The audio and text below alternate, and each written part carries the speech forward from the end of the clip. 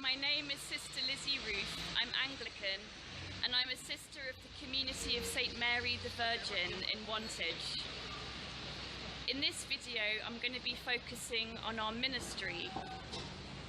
These days, a lot of our ministry takes place at or from the convent, but from time to time we have engagements further afield. I'm currently stood in Oxford city centre. The next time I come into Oxford, I'm going to be preaching at one of the university colleges, then chatting with the students and answering their questions about religious life and Christianity. I need to go home to the convent now. I've heard you're coming to us later today to spend a few days with us in retreat. I'll meet you at the convent entrance in a few hours. See you in a bit.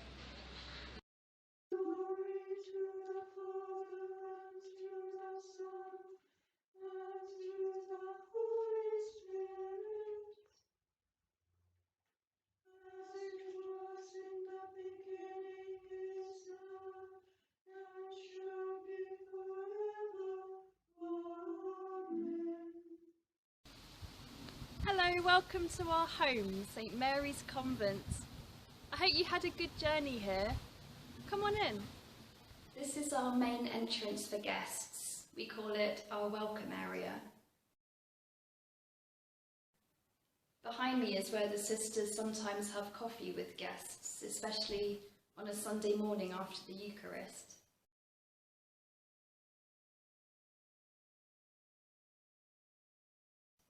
Feel free to make yourself a drink there whenever you like, and we can have a cup of tea there together in a bit. Shall I show you to your room first? I'll help you with one of your bags. The retreat wing is this way. For centuries, hospitality has been an important part of religious life. In earlier centuries, monks offered hospitality to travellers and pilgrims passing by their monastery. In more recent decades, it's become common for religious communities to invite guests to stay in retreat. Often the guest accommodation is in a separate building in the grounds, but because our building grew to be so large, for reasons that will become clear as this video goes on, we have the capacity to invite guests to stay on a wing of the same building that we sisters live in, albeit the retreat wing is intentionally furnished differently from the sisters' areas. In the first of these two videos, you will have seen something of our way of life, our prayer life, our chapels and our beautiful grounds. We want to be able to share these with others so that they can also be spiritually enriched by them, perhaps in a quiet day here, or a weekend with us, or a few days with us midweek. We hope that inviting guests to come here on retreat, to share in our rhythm of prayer if they want to, and to share in the silence of our building and our grounds, will help them to have a change of scenery and pace in order to enjoy some quality time with God, to sit at Jesus' feet themselves and listen to him, and to simply rest and be refreshed.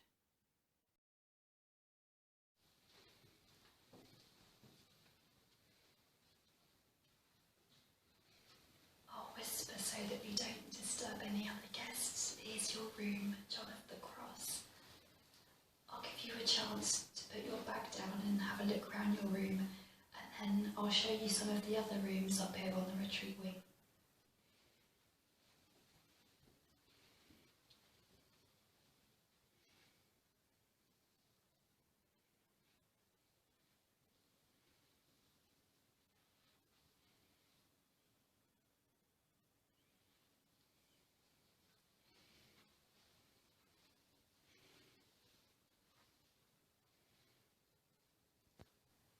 This is one of the rooms you might like to enjoy some peace and quiet in. It's called the top floor silent sitting room. This is another sitting room on the retreat wing that you might like to relax in.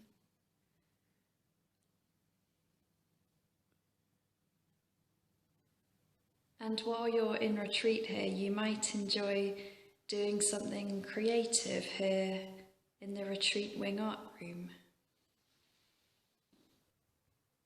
This quiet room on the top floor of the retreat wing is designed both for groups and for individuals. Groups such as church groups, university groups, or cell groups might value it as a place for worship or for group retreat sessions, and individuals here on retreat might also value it as a place to pray in. There's a prayer corner just here. You're welcome to pray on your own in either of our chapels too.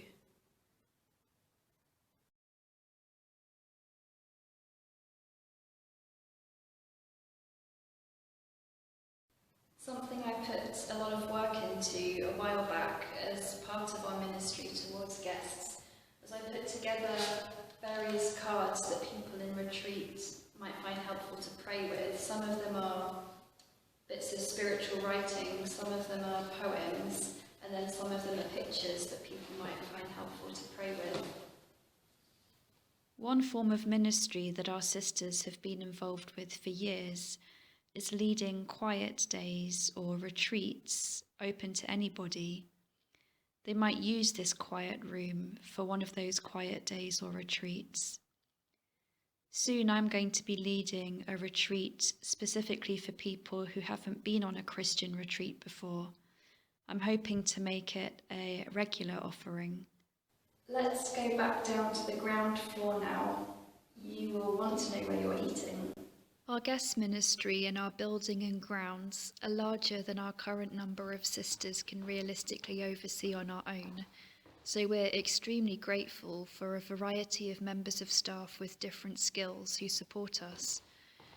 This includes our catering, housekeeping, maintenance and gardening teams, our finance team and trustees, our carers, and our welcome team who attend to guest bookings and who are the ones who would normally greet you in reception and show you round. The staff support us in their areas of expertise, and we sisters do our fair share of work and ministry in areas that we can specialise in.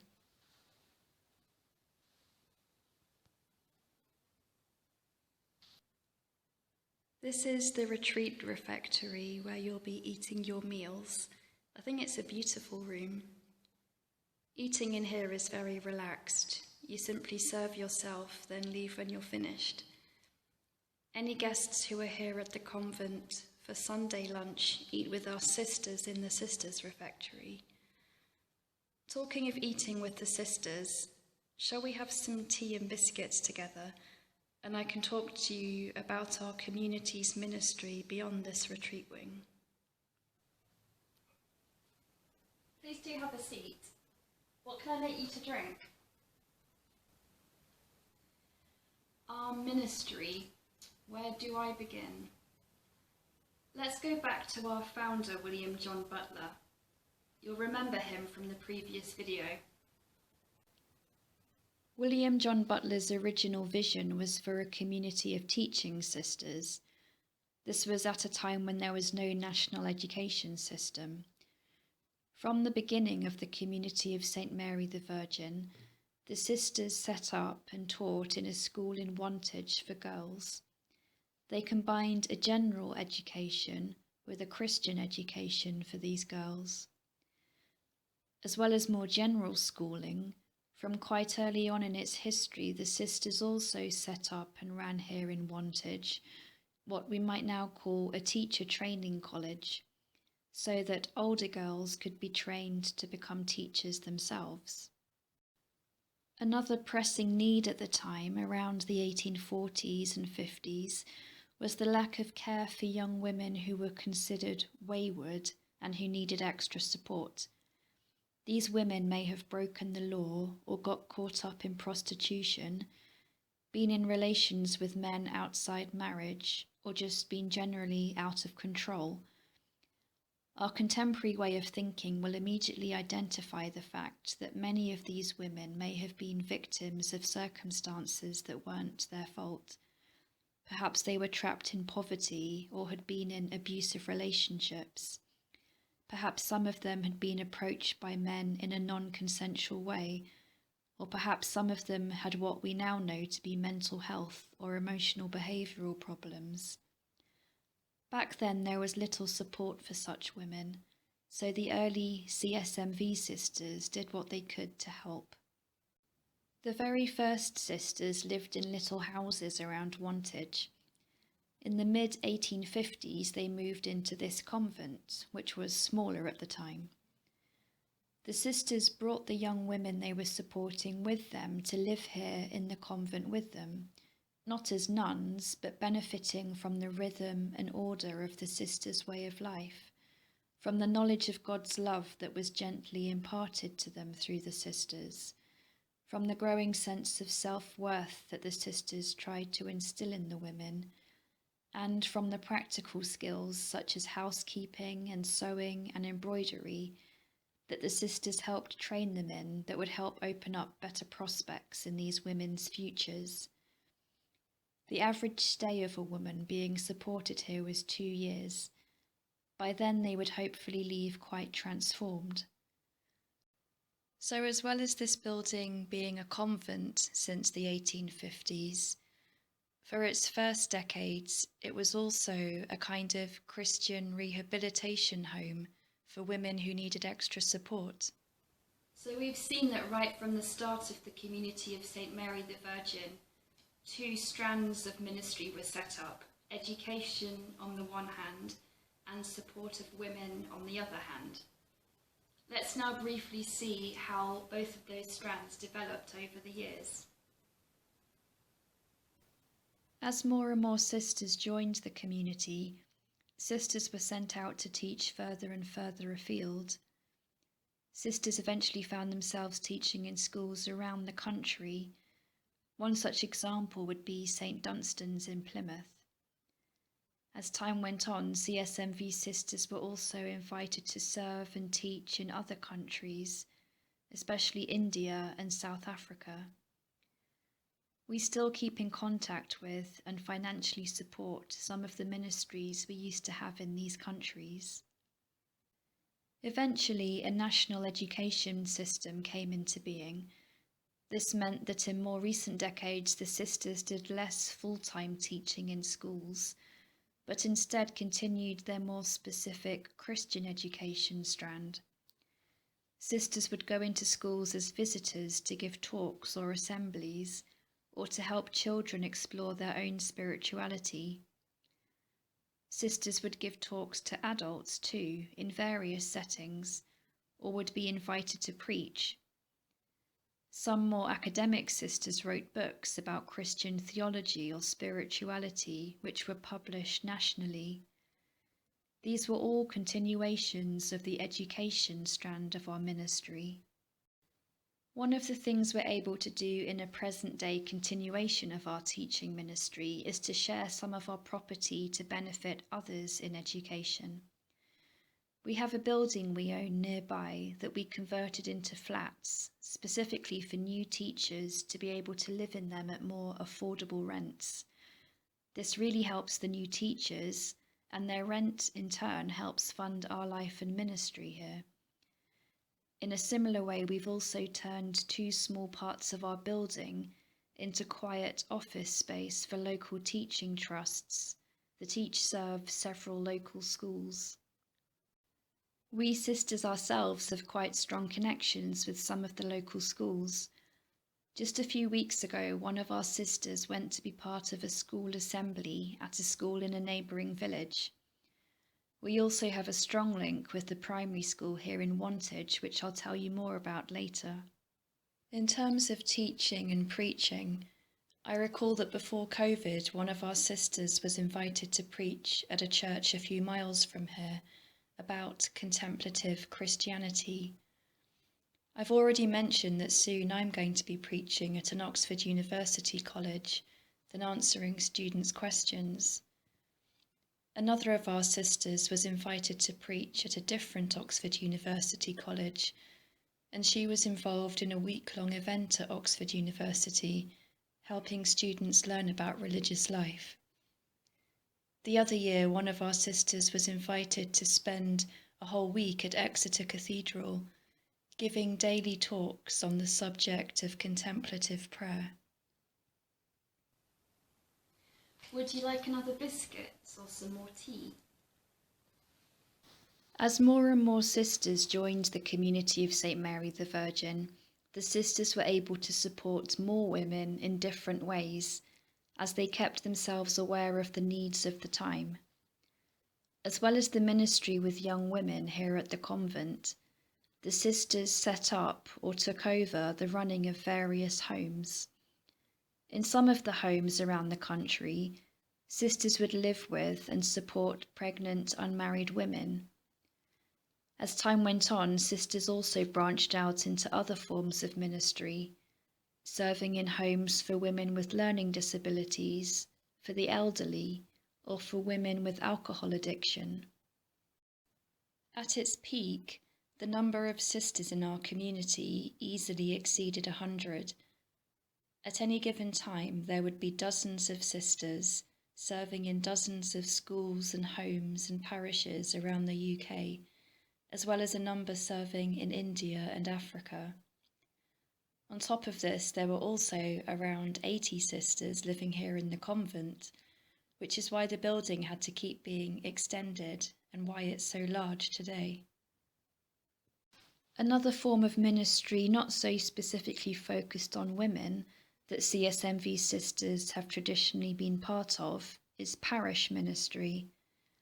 In this form of service, around 4 sisters would live together in a house in a normal neighbourhood, often in a poorer neighbourhood where there was a lot of need. There they would assist the priest in the church and the wider parish, befriend the local residents, and support the local residents in whatever ways they could. Some sisters would get involved with chaplaincy at the local university or cathedral or prison. In all the homes and branch houses the sisters have lived at, they've still prayed the daily office together and kept their personal prayer times, and silence and stillness and contemplativeness have still been an important part of their daily lives.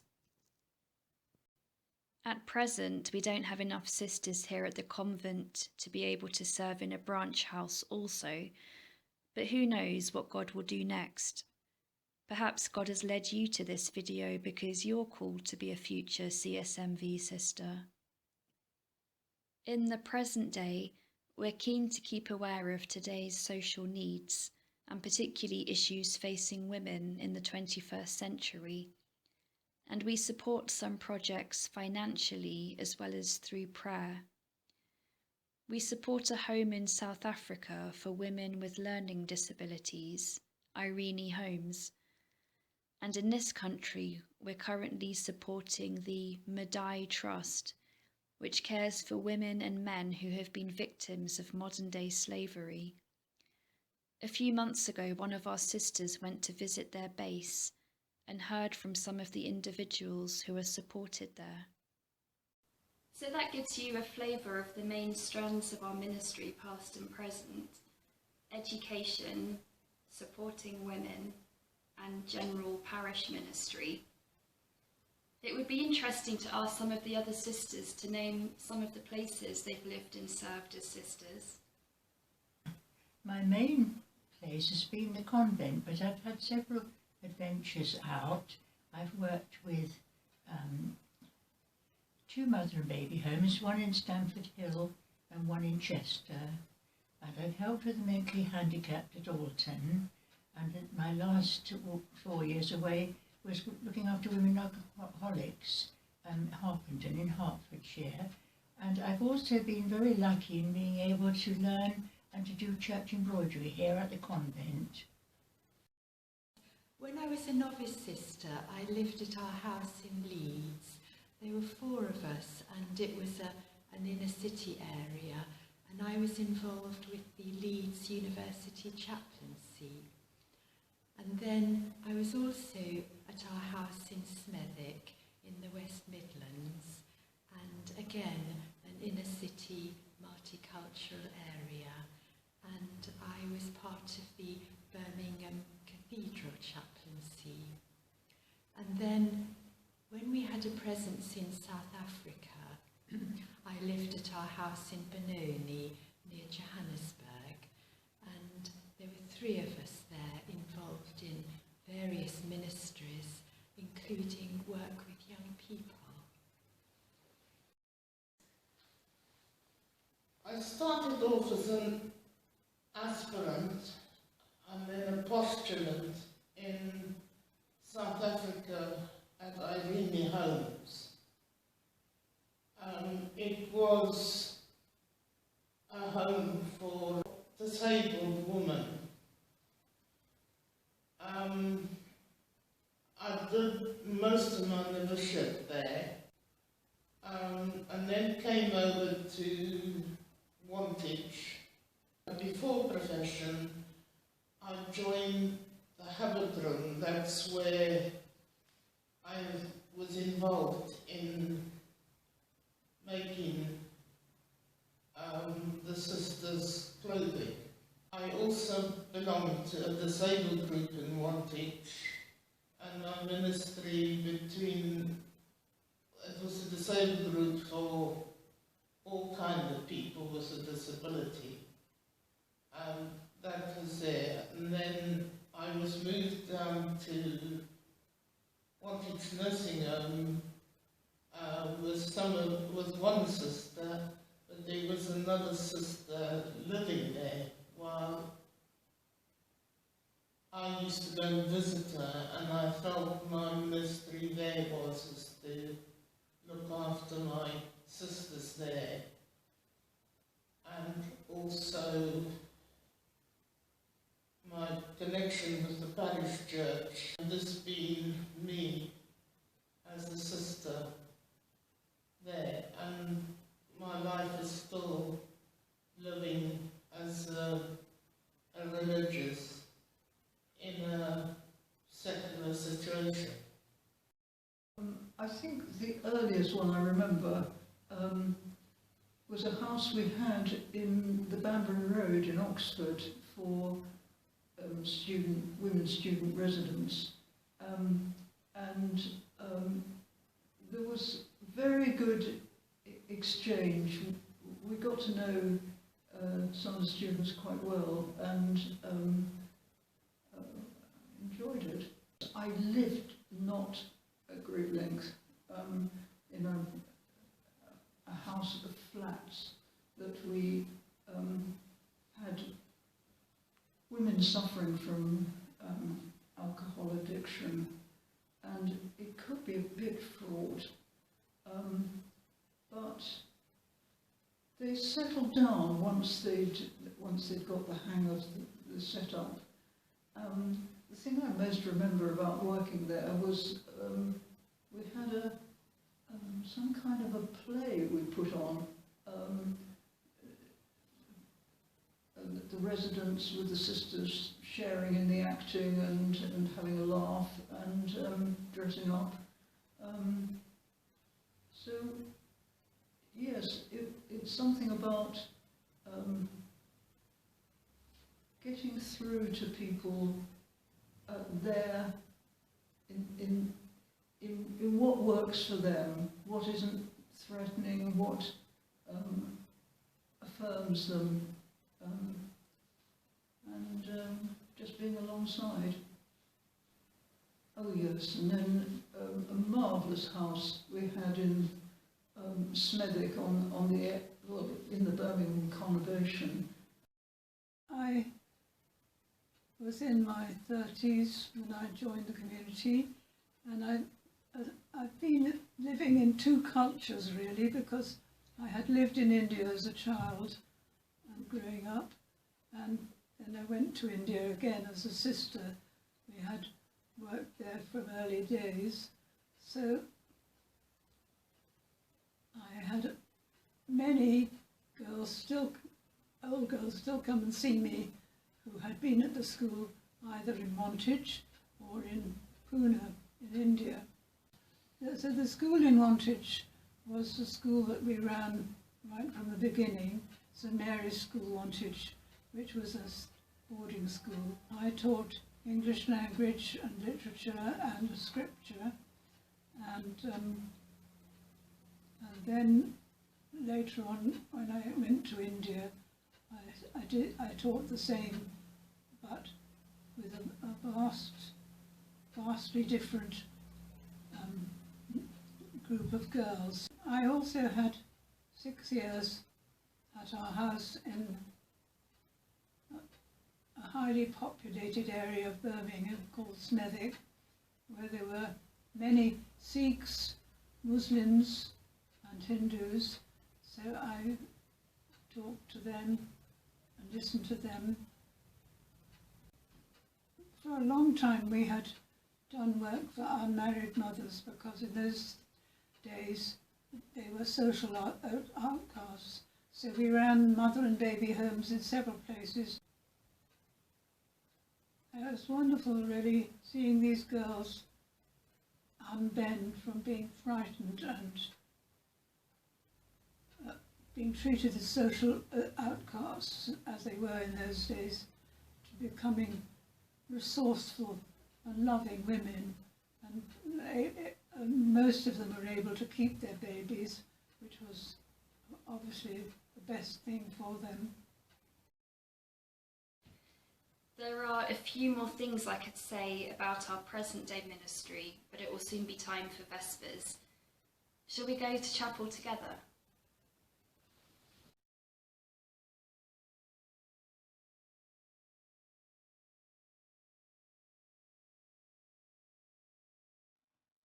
Before each of our services, one of our sisters makes sure that there is a book available here for every guest who's currently staying here in retreat, and we will have pre-marked it up with ribbons to the right pages, so that for any guest who wishes to join us for one of our offices or our Eucharist, everything's here ready for them, all marked up, so that it's easier for you to follow along. Here's your Vespers book.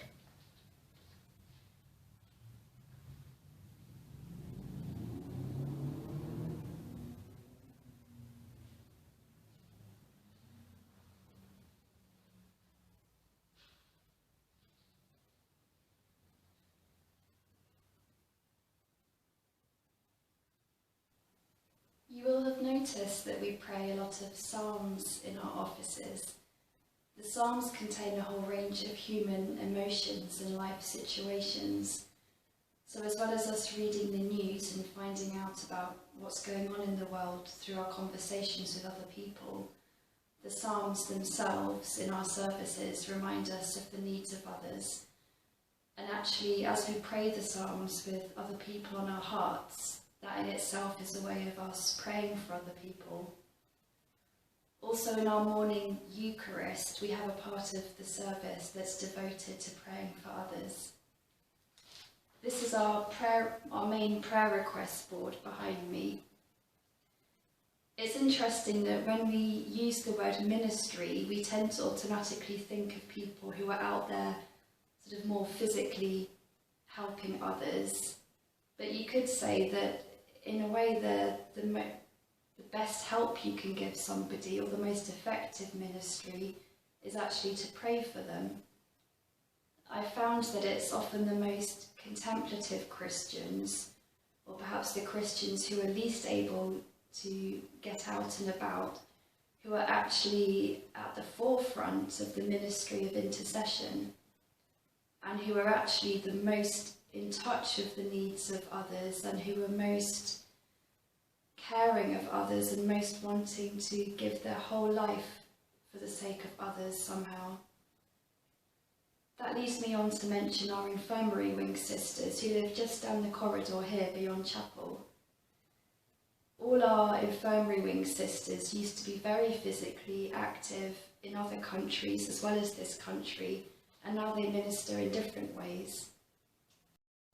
One of our elderly sisters, Sister Phoebe, has done a great deal of missionary work in Africa and in this country over the years.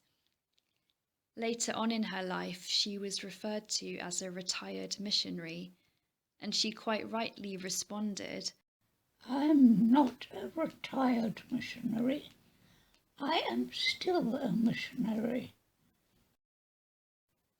Our infirmary wing sisters have a real ministry among the staff who care for them, showing a deep interest in their lives and praying for them and their families and loved ones. They find that they're able to support other people through phone calls or cards sent in the post. And some of the guests who come to our convent really value having conversations with some of our more senior sisters who've supported them and kept contact with them over the decades. Part of our wider family are our associates and oblates who live all over the country and some of whom live in other countries. You can find information about our associates and oblates on our website. Sister Trudy, who lives in a nursing home just up the road, is the link sister for our associates. She's also a member of the parish church, and she has several connections with people around Wantage. Let's go back into St. Mary Magdalene's chapel. There's something I'd like to show you in there. Especially during Lent, several individuals and groups come here to meditate or pray with the 15 stations of the cross round our chapel walls, carved by our former Mother Maribel. Occasionally sisters have led a group in praying all the stations of the cross. Every year at the beginning of Lent, the 9 and 10-year-olds from our local primary school come here to look at them in detail. They each choose one of the stations to sketch, and while they do that, there's at least one sister around to answer their questions about Jesus' death and resurrection, or about Christianity in general. The children then go back to school, and over the coming weeks they write poems reflecting on what the events leading up to Jesus' crucifixion and resurrection were like for Jesus himself and for his disciples. They then put together their own passion play, which they perform in our local church, in front of their parents and other pupils. Some of us sisters attend each year. This is our other chapel, St. Mary's Chapel, which was used for the daily office and Eucharist when there were more sisters here. It doesn't feel right to film in St. Mary's Chapel, so here are some photos instead.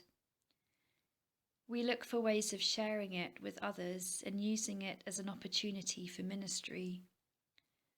3 times a year, the choir from our local church, our parish church, sing choral evensong here.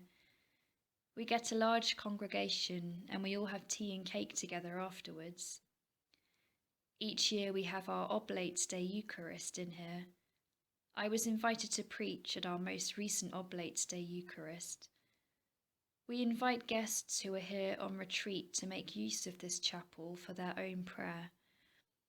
And when the school children visit us each year, we like to bring them in here to experience standing in such a sacred and quiet place. We like to give them the opportunity just to experience being in this chapel in silence for a while. Every year, some of them say how much more peaceful or calm it made them feel. And some of them make the observation that they never experience silence in their life normally. Who knows what seeds this simple act of inviting young people into this chapel to experience silence and sacred space has sown in them. Let's head over to the other corner of the building now. We've turned the ground floor of this corner of the convent into a kind of small daytime-only conference centre called the Maribel Center. This is a form of hospitality in itself, in which we offer groups the kind of space and facilities they're looking for. The building is designed in such a way that the few people who work here and the groups that use our meeting rooms don't disturb our guests here in retreat, and the more talkative areas of the building are far away and separate from the more silent parts of the building. Occasionally these rooms are used for something even more overtly ministry related. For example, a few months ago I was sat in this room in a large circle with around 30 15-year-old girls and their school chaplain on the eve of their confirmation. They were here for the day preparing spiritually. Over the course of the day, I was able to talk to them a bit about our life here and our spiritual practices, answer their questions about prayer and faith, and pray for some of them. This is a room that sisters use for one-to-one conversations with guests or for spiritual accompaniment. Spiritual accompaniment is another ministry that the sisters have long been involved with. In spiritual accompaniment, a sister listens to an individual, helps them see what God might be saying to them or doing in their life, and perhaps offers them a little suggestion here and there of something they might find it helpful to read or pray with. Someone going through a difficult situation might have a one-off conversation with a sister. A guest here in retreat might ask if there is a sister available to meet with once or twice during their stay here. And some sisters have one or two people that they meet with every few months to spiritually accompany longer term. Sometimes a sister is also invited to be a chaplain at an event or a conference. As a chaplain, she's available for anyone to pray with or have a private pastoral or spiritual conversation with. One of our sisters was invited to be a chaplain at the Oxford Diocesan Clergy Conference last year. And earlier this year, one of our sisters was a chaplain for the London Clergy Conference. It's time for supper now. I'll let you have your supper in the retreat refectory, then I can very quickly show you one last room after that.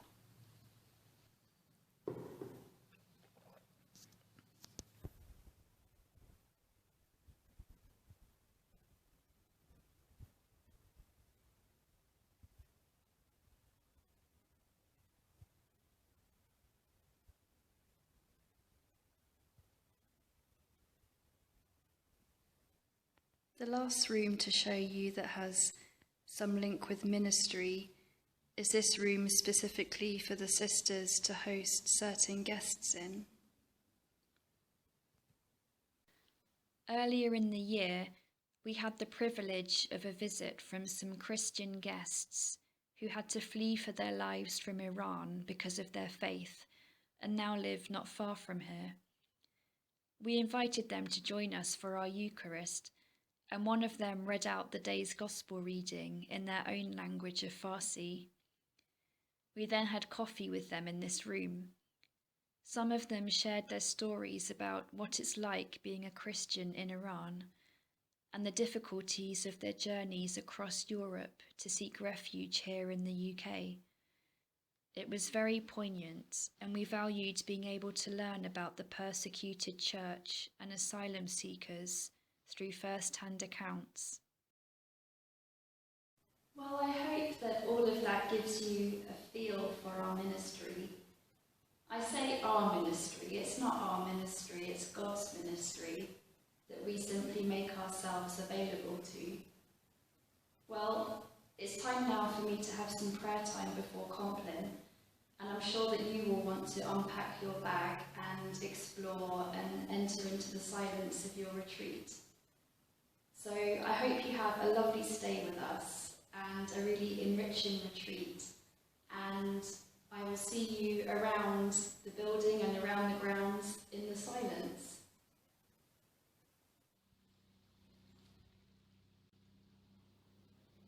And so we return to the silence and the prayer mentioned in the previous video.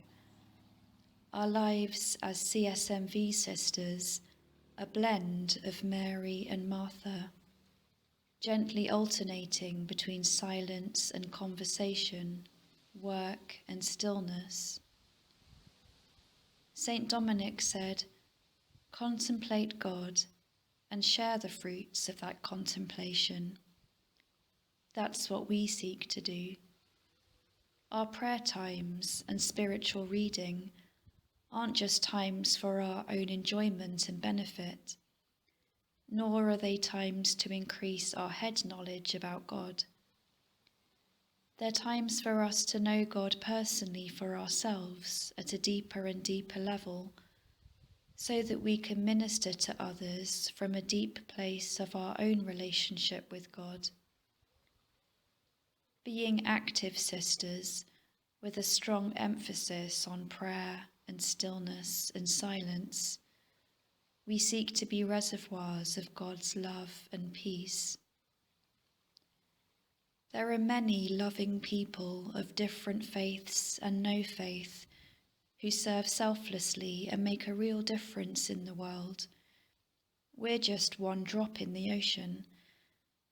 But what we do as CSMV sisters, we do from a place of avowed life, given over completely to God, to the point that we no longer consider our lives to belong to us, but to God. Like Mary, we seek to make ourselves completely available to God for the sake of others. Part of the reason behind our having no personal possessions and no spouse or dependent children. And at a deeper level than simply ministering to others, we seek to participate in the very life of Jesus, sharing in his prayer life, in his care of others, in his teaching and preaching and one-to-one conversations with others, in his own poverty and chastity and obedience. Our prayer and our ministry, all of it stemming from and for the sake of one person, Jesus, and our whole religious life, the daily rhythm, our rule, our family life together, the things we've given up, the things we take on, the prayer and the ministry, all of it united and centered in one word: love.